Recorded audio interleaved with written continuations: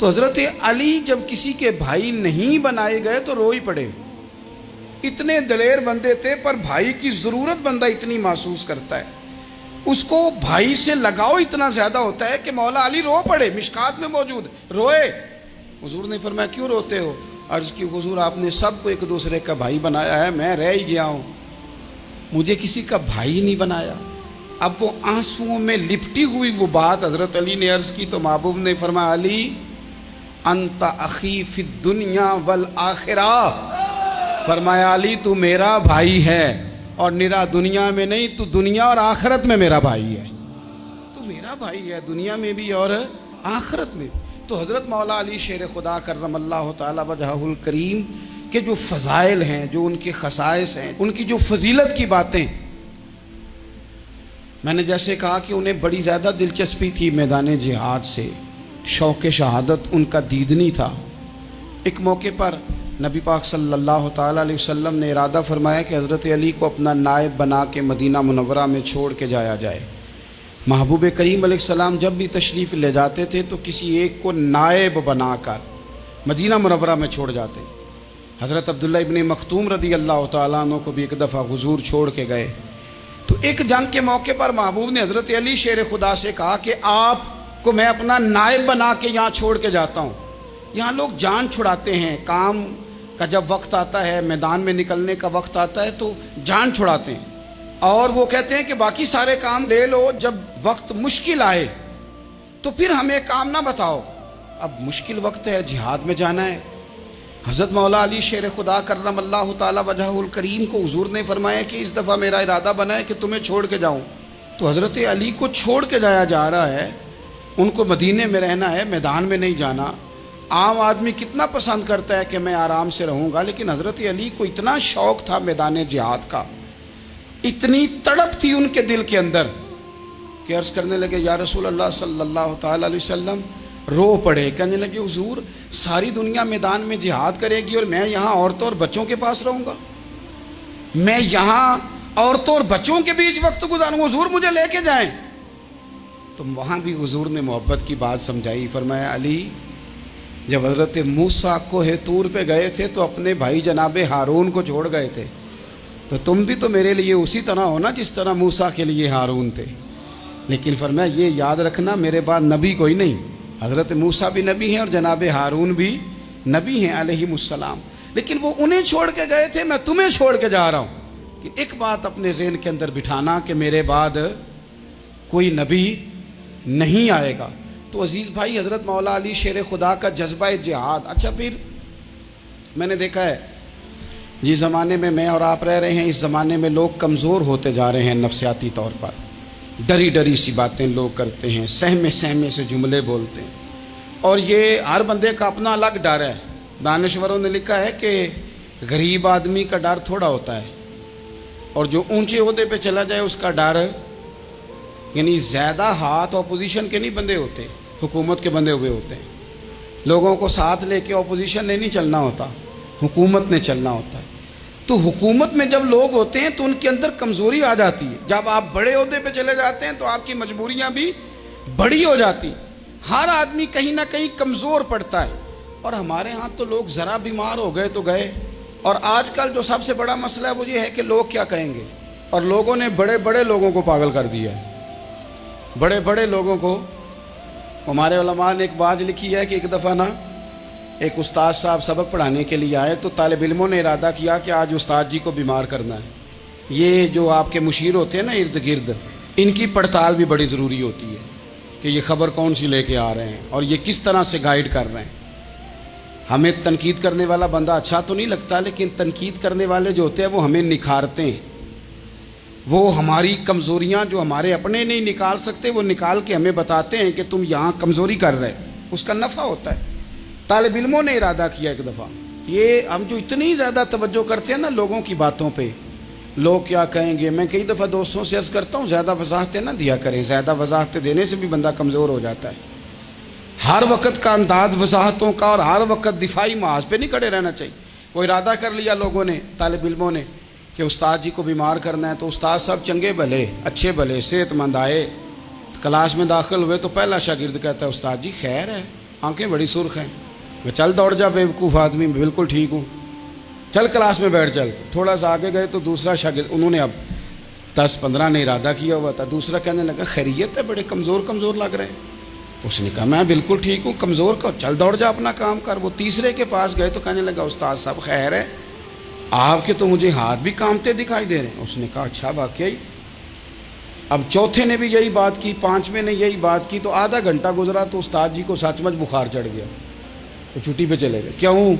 باتوں پہ توجہ ہے نا, لوگوں کے سامنے ہم لوگوں کی باتوں کے مطابق اپنے معاملات کو ترتیب دیتے ہیں نا. کچھ لوگ سوشل میڈیا دیکھ کے نظریہ قائم کرتے ہیں, کچھ ہوا دیکھ کے نظریہ قائم کرتے ہیں. وہ قائد اعظم محمد علی جناح کی ایک بات نہیں بھولتی کہ انہوں نے کہا تھا, ہندو لیڈر جو تھا جس کو لوگ گاندھی کہتے تھے, اس سے کہا تھا تیری اور میری سیاست میں فرق ہے, تو لوگوں کا رجحان دیکھ کے فیصلہ کرتا ہے, اور میں, قائد اعظم کہنے لگے, میں فیصلہ کر کے لوگوں کا رجحان ادھر کر دیا کرتا ہوں. یہ کمال ہوتا ہے کسی شخص کا کہ اس کا اپنا نظریہ غالب آئے, بجائے اس کے کہ وہ دیکھے آج کل لوگ کیا کہہ رہے ہیں تو لہذا میں اس طرح کا ڈال جاؤں. لوگ تو ایک وقت کے لیے کچھ کہتے ہیں, پھر اگلے 4 گھنٹوں میں کچھ اور کہتے ہیں. حضرت مولا علی کے مزاج میں استقامت ہے, اور جو لوگ جو بہت زیادہ پراپوگنڈا کرتے ہیں اور بہت زیادہ کسی کے بارے میں بات کرتے ہیں, ان کا وہ مزاج نہیں, ان کی وہ طبیعت نہیں, وہ اپنے حساب سے فیصلہ کرتے. ایک شخص تھا عمر بن عبد ود, 90 سال کا بوڑھا, لیکن جب تلوار لے کے میدان میں آتا تھا تو 1000 آدمی کے مقابلے میں لڑتا تھا, اور لوگ جگہ جگہ یہ کہتے تھے تو اس طرح ہے جس طرح عمر بن عبد ود لوگوں کو ڈراتا ہے, تو اس طرح ہو گیا. یہ اس کے ارد گرد کے لوگ اس کی مثالیں دیتے تھے. جنگ خندق جب ہو رہی تھی تو یہ مقابلے میں آ گیا, تو حضرت علی المرتضیٰ شیر خدا کرم اللہ تعالی وجہ الکریم بھی تشریف فرما تھے. اب پورے عرب کے اندر اس کے بارے میں یہ کہا جاتا تھا کہ اس سے نہ لڑو, وہ تو خونخوار ہے, وہ تو درندہ ہے, وہ تو جنگلی شیر کی طرح آتا ہے, وہ تو کاٹ کھانے کو دوڑتا ہے, اس سے کون لڑے. ایک خیال تھا, اور وہ پراپوگنڈا بعض اوقات اتنا زیادہ کسی کے بارے میں ہوتا ہے کہ ذہن میں, بچے لوگ آتے ہیں نا بچہ دم کرانے کے لیے, تو کہتے ہیں پیر صاحب بڑا ضدی ہے, کسی کی بات نہیں مانتا, باقی بچے ٹھیک تھے, یہ تو بڑا ہی نالائق نکل آیا ہے. تو میں کہتا ہوں کہ آپ اس کے سامنے یہ والی باتیں نہ کریں, یہ پکا ہو جائے گا کہ میں ضدی ہوں. تو آپ ذہن بنا رہے ہیں اس کا کہ تو اس طرح کا ہے. ذہن بنا دیا لوگوں نے کہ عمر ابن عبد ود کے مقابلے میں کوئی نہیں آ سکتا. خندق میں یہ آیا, اس نے للکارا مسلمانوں کو, آؤ وہ تمہاری جنت کدھر ہے جس کے بارے میں تم کہتے ہو کہ ہم شہید ہوں گے, تو آؤ میرے مقابلے میں نکلو. جب اس نے پہلی دفعہ للکارا تو ابھی بات ختم نہیں ہوئی تھی کہ مولا علی تلوار لے کے اللہ اکبر کہتے کھڑے ہو گئے. حضور نے فرمایا بیٹھ جاؤ, حضرت علی پھر بیٹھ گئے. وہ پھر پکارا, اٹھو کوئی میرے مقابلے میں, تو مولا علی شیر خدا پھر کھڑے ہو گئے, پھر کھڑے ہو گئے. حضور نے فرمایا بیٹھ جا. ایک شخص نے کہا علی یہ عمر بن عبد ود ہیں. فرمایا مجھے پتہ ہے. نہیں سمجھے آپ بات, میں آپ کو سمجھا کے لایا ہوں پیچھے سے کہ پراپوگنڈا کرتے ہیں نا لوگ, ہو آگے نہ جانا, یہاں کرنٹ بڑا زیادہ ہے, وولٹیج بڑے سخت ہیں, تو آگے نہ بڑھنا. بھائی کیا ہو جائے گا, اٹھ باندھ کمر کیوں ڈرتا ہے, پھر دیکھ خدا کیا کرتا ہے. حضرت علی تیسری دفعہ اس نے کہا نا ہے کوئی, تو حضرت علی پھر اٹھے. اب تو رسول پاک صلی اللہ تعالی علیہ وسلم نے تھپکی دی. بعض جگہ یہ ہے کہ حضور نے خود تلوار تھمائی, سر پہ امامہ باندھا, اور حضور نے فتح یابی کی دعا فرمائی.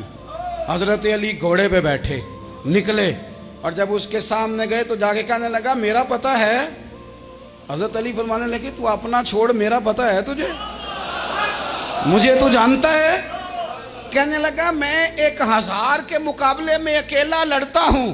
حضرت علی شیر خدا فرمانے لگے پتہ نہیں تو کن سے لڑتا رہا ہے, جانے وہ کون ہے جن سے تو لڑتا رہا ہے, وہ کون 1000 تھے جو تیرے مقابلے میں آتے تھے, پتہ نہیں. تو کہنے لگا میرا نام میری ماں نے عمر بن عبد ود رکھا ہے. فرمایا چھوڑ تو, میری ماں نے میرا نام حیدر رکھا ہے. کہنے لگا تیری عمر چھوٹی ہے, کوئی بڑا لا. فرمانے لگے یہ تو جب پنجے میں پنجہ ملے گا تو پتہ چلے گا عمر کس کی چھوٹی ہے. ابھی تو کہانیوں سے متاثر کرنا چاہتا ہے, تو چاہتا ہے کہ تو پریشر ڈالے اور میں تیری بات سنوں, تو مقابلے میں آ, ڈینگے نہ مار, کہانیاں نہ سنا. دیواریں ہلتی رہتی ہیں اور در کانپ جاتا ہے. علی کا نام سن کے اب بھی خیبر کانپ جاتا ہے. تو مقابلے میں آ، تو باتیں بنا رہا ہے، کہانیاں سنا رہا ہے۔ وہ کہنے لگا تو بچہ ہے، میں چاہتا نہیں تیرا خون بہاؤں۔ تو حضرت علی کہنے لگے میں بڑے دن سے پریشان ہوں کہ کسی بے ایمان کا خون بہایا کیوں نہیں، میرا بڑا دل کر رہا ہے تیرا خون بہاؤں۔ اس نے بڑی زوردار ضرب لگائی، غصے میں اتنا پاگل ہوا، کیونکہ اس کے بارے میں معروف تھا کہ وحشی مزاج آدمی، اتنا سخت پاگل ہوا غصے میں، اس نے اپنے گھوڑے کے پیر کاٹ ڈالے، پہلے تلوار گھوڑے کو دے ماری، اس کو کاٹ کے دوڑا۔ یہ کیوں کرتے تھے لوگ، عرب کے لوگ اس وقت یہ کام کرتے تھے کہ ہم نے گھوڑا ہی مار ڈالا ہے تاکہ ہم بھاگ نہ سکیں۔ کہتے ہیں نا کشتیاں جلا دی ہیں کہ اب واپس جانے کا راستہ ہی بند ہو جائے، گھوڑے کے پیر کاٹ ڈالے کہ بھاگنا نہیں۔ اور بڑی زور سے اس نے ضرب لگائی حضرت علی پر۔ حضرت علی نے جب روکی تو وہ ڈھال ٹوٹ گئی حضرت مولا علی کی، اور آپ کے امامے کو اس کی تلوار بھی لگی۔ آپ نے فرمایا دکھا لیا تو نے زور، اب میری باری ہے۔ حضرت مولا علی شیر خدا کا قد بظاہر چھوٹا تھا، صحابہ کہتے ہیں ہم دور سے دیکھ رہے تھے، اللہ اکبر کہہ کے تھوڑا سا زمین سے وہ اٹھے، تھوڑا سا اٹھے، اور پھر دوبارہ نہیں انہیں تلوار چلانی پڑی، ایک ہی ضرب لگائی اور اس کے دو ٹکڑے کر کے اسے زمین پہ پھینک دیا۔ تو عزیز دوست، آپ یاد رکھیں گے اس بات کو کہ اپنی زندگی کے اندر مروب ہونا چھوڑ دیں، روب میں ہو۔ تاتاریوں نے مسلمانوں کو مروب کر لیا تھا، روب ڈال لیا تھا کہ ہم بہت بڑے لوگ ہیں۔ یہی آج ہمارے ساتھ بہت سارے لوگ کرتے ہیں، دلوں میں روب آ جاتا ہے، امیر رشتہ دار کا، فلانے کا، فلانے کا، پھر وہ جو مرضی کرتا ہے۔ تاتاریوں کی ایک بی بی، وہ کیا کرتی، وہ 9-10 مسلمان نوجوانوں کو سڑک پہ کھڑا کر جاتی، کہتی ادھر کھڑے ہونا، میرے آنے تک ہلنا نہ، جوان ہے لیکن روب ہے نا کہ یہ بڑے وحشی ہیں۔ وہ اکیلی بی بی اندر جاتی، تلوار لے آتی، اور وہ کھڑے ہیں، وہ بھاگے بھی نہیں، اتنا ڈر گئے، ٹانگیں کانپ رہی ہیں، بھاگنے کی بھی جرت نہیں کر رہے۔ تسلی سے گئی ہے، تلوار لے کے آئی ہے، اور اس نے 9 جوان مسلمانوں کے گلے کاٹ دیے۔ اس روب سے نکلیں باہر، نوجوانوں سے کہتا ہوں نکلو۔ اور جن لوگوں نے دنیا میں انقلاب برپا کیا وہ غریب گھروں کے تھے، وہ لوگ تھے کہ جو بظاہر کسی بڑے قبیلے سے نہیں تھے۔ آپ محنت کریں، تعلیم حاصل کریں، جد و جہد کریں، مشقت کریں، اپنی زندگی میں کچھ مقاصد کے حصول کے لیے آگے بڑھیں۔ اور اگر آپ کہیں کہ دائیں بائیں میرے فلاں آدمی مجھے یہ مشورہ دے رہا ہے، تو کچھ لوگ دنیا میں باتیں کرنے آئے ہیں، انہوں نے باتیں کرنی ہیں اور بڑا فائدہ ہوتا ہے، ان کو باتیں کر لینے دیں، ان کو کرتے رہنے دیں۔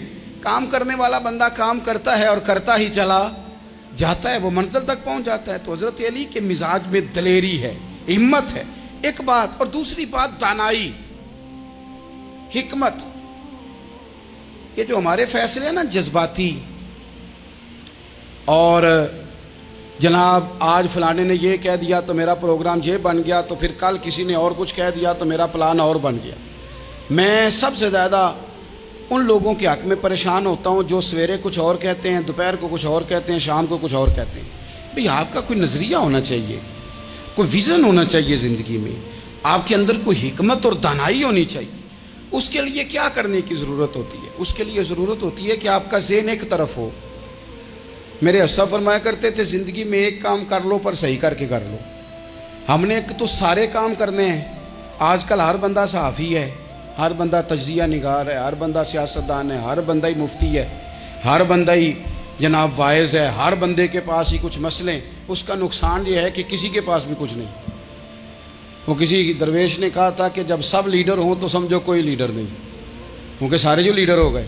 میرے عزیز، ایک طرف ذہن کو رکھیں اور اپنے اس کام میں کمال پیدا کریں۔ حضرت مولا علی شیر خدا کو اللہ نے حکمت دی تھی۔ نبی پاک صلی اللہ تعالی وسلم کے صحابی حضرت عبداللہ ابن مسعود رضی اللہ تعالیٰ عنہ فرماتے ہیں، امام ابو نعیم نے لکھا ہے کہ حضرت عبداللہ ابن مسعود فرماتے ہیں نبی پاک صلی اللہ علیہ وسلم نے فرمایا اگر حکمت کے 10 حصے کیے جائیں نا، دانائی کے 10 حصے کیے جائیں، تو اس میں سے 9 حصے اللہ تعالیٰ نے حضرت علی کو عطا فرمائے، اور ایک حصہ باقی لوگوں کو ملا ہے۔ دانا تھے، معاملہ فہم تھے۔